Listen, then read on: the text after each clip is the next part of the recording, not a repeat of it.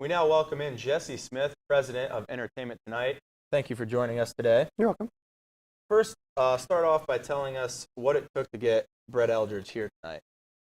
So at the start of last semester, so winter term, we sent out a survey to the students asking them sort of what they wanted to see on campus.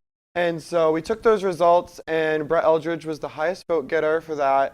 And so we started to get in contact with our agent, and so our agent got in touch with them. And then we just started making some things happen. How many options did the students have to choose from? I believe we had 6 options. 6.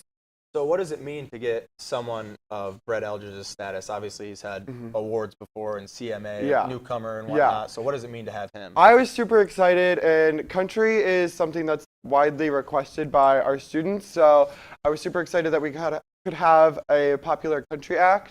And so we moved it over to Levick Arena this year instead of having it in Newman.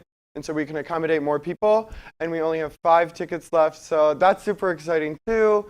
Shows that people were really pumped for the event. Yeah, people obviously care, and obviously they voted him for a reason. So what were some of the biggest conflicts that happened throughout the whole process, like you said, all the way back in winter? Yeah. What were the biggest things that The you dealt biggest with? thing was definitely like trying to schedule him.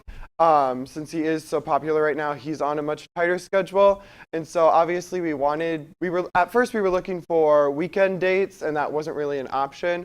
We had to go with a weekday, but we're still super excited, and people were still interested. So that's great to hear. Do you think the difference between having it on a Tuesday and maybe a Friday or Saturday would make a difference in how many people come? You said there's only 5 tickets remaining, but I mean, initially I thought that not as many people would come to a Tuesday concert rather than like a Friday or a Saturday. However, looking at ticket sales now, that I'm like, okay, I guess the other people in the group were right. But at first I was like, oh, I don't think that's a good idea. But now I'm happy. So what's the difference between having it in Levick rather than somewhere else? So Levick is more of like the concert atmosphere. Nobody's like restricted to a seat, and people can stand. However, they do have the bleachers out tonight, so if people want to sit, that's always an option, but people aren't tied down to a seat, so I think it just lends itself to a concert a little bit better. So if you don't purchase a ticket, because again, there's only 5 left, so if you want to go, make sure you get it, but is there any way that you can still go without a ticket and maybe pay like? We're not taking any payments at the door. Okay. So with the power outage this morning, obviously it's been taken care of as of now. Do you see any problems that could cause tonight? I don't at this point. They started setting up, I want to say at like 8 o'clock last night.